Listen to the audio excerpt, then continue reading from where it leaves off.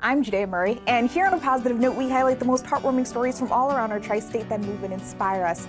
It's been a long time coming for volunteer programs at hospitals like Yale New Haven. While we navigate life with the Delta variant, they're slowly bringing back the helpers who have made all of the difference for patients over the years.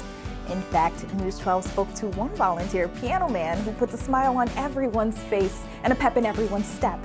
Best of all, his performances aren't just musical medicine for the audience.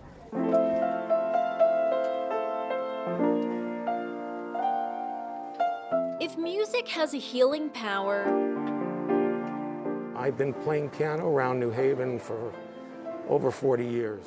melodies are Tom Ciancia's medicine. My father had a piano business in a piano store, so everyone in my family plays the piano.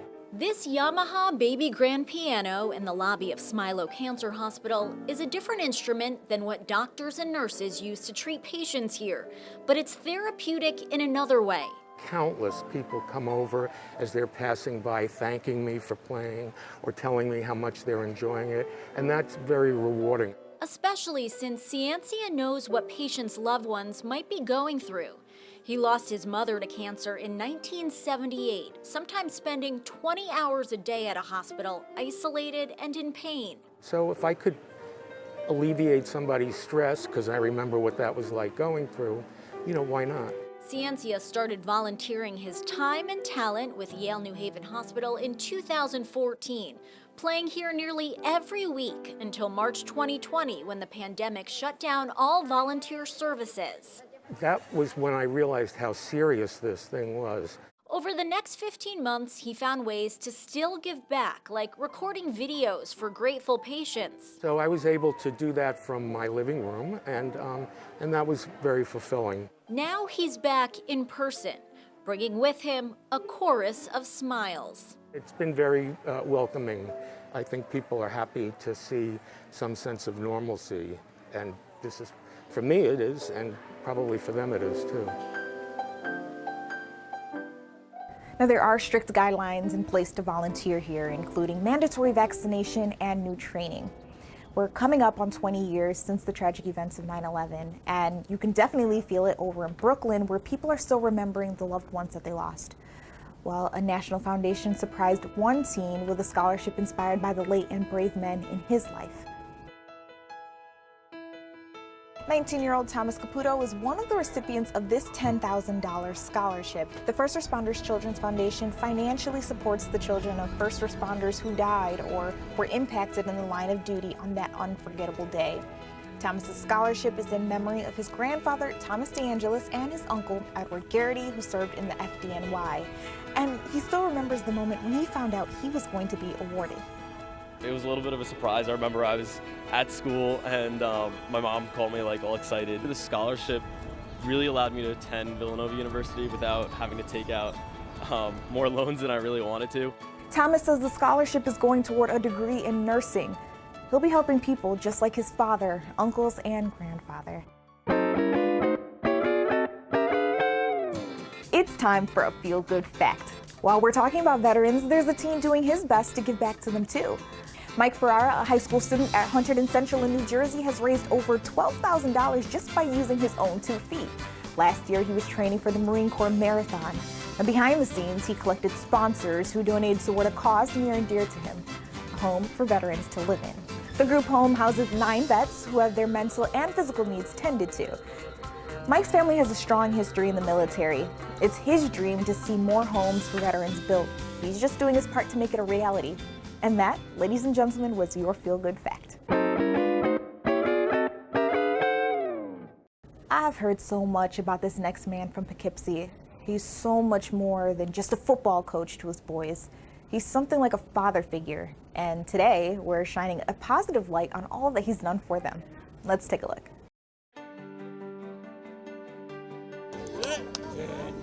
Sure, these kids from the city of Poughkeepsie are learning how to play football. But this camp is giving them way more than the basics. Honestly, to show them love and respect. A lot of kids ain't getting that at home, so I'm going to give it to them now while they're down here. Call me Uncle Roy, Unc, whatever. When drills aren't happening, Roy Watterson, a lifelong Poughkeepsie resident, former local high school and Marist college football standout, is trying to take them under his wing to put them on the right path. This as the city is grappling with gun violence. And what we're trying to implement is father figures to these kids. You know, they see a lot of violence around the city of Poughkeepsie right now, and mainly I'm trying to stop that with my program I have here. The camp is completely free. Sometimes Watterson even dips into his own pocket for cleats, for food. Just imagine, some kids will come in here with just slippers on, they didn't have nothing. Some kids look for breakfast before, and then, Coach, the breakfast is coming. We got you. The camp staff here is without a paycheck. There you go! Go, engage, and push it out the way! Doing what they can to make a difference in these young lives too, as these children take what they learn Pioneers on 3, family on 6. into the world together. Uncle Roy is not just coaching boys, he's out there raising men. Now, if you would have told Diana Byfield just 10 years ago that she would be in a position today to reach back and help others, she probably would have laughed at you. This Bridgeport woman was ready to end her life, but thanks to an intervention by chance, that's not how her story ends.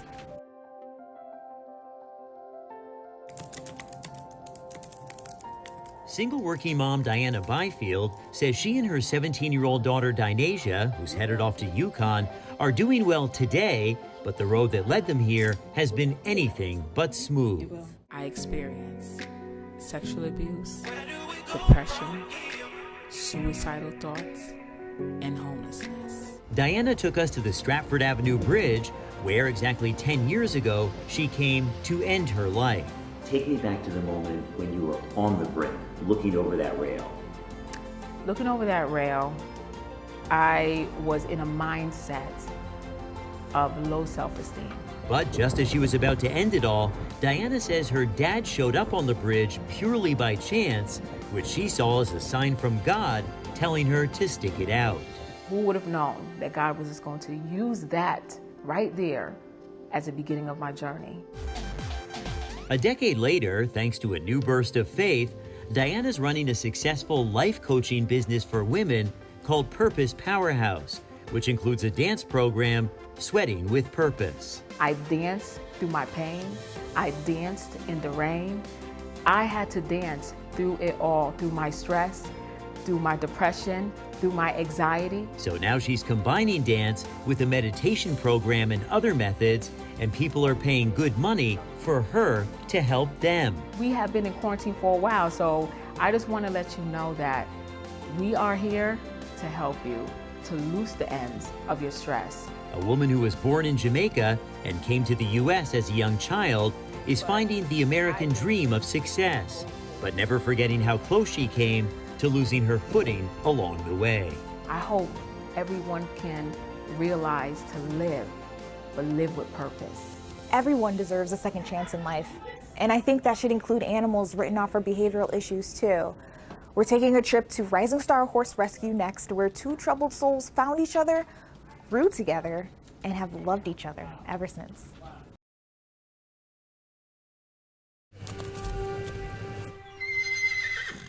Serene and green, Rising Star Rescue offers horses a haven. We can't rescue all the horses. We cannot rescue all the horses.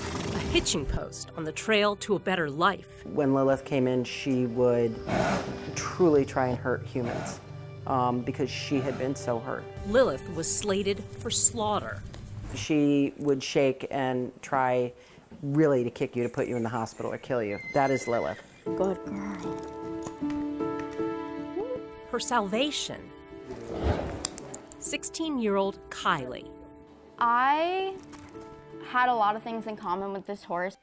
When the two met, we didn't click right away. They were both hurting. I had a lot of anxiety. I was in a very dark place when I found her. I'm Kylie and this is Lilith. As Kylie got to know Lilith, something shifted. I was suffering from anorexia and I was not strong enough for her. We found this horse that had been beaten and abused and starved and was going through a lot of the same things that she went through. The show ring dropout dreamed of riding again. When she was at the peak of her illness, she didn't really weigh enough. She didn't have the energy. I went away and I wanted to get better. It's really emotional. No. Kylie returned after gaining 25 pounds in treatment. And I worked on myself so hard for her. Back at the barn, progress picked up. I came back and we just started every day, just boom, being here with her, sitting in her stall for hours. She was laying down and I came to sit with her and she just put her head on my lap. Then I said, can we get on her? Because I just felt that this was the right moment. She's like, I'm scared. Good. Oh my goodness. June 23rd, Kylie and Lilith take a ride.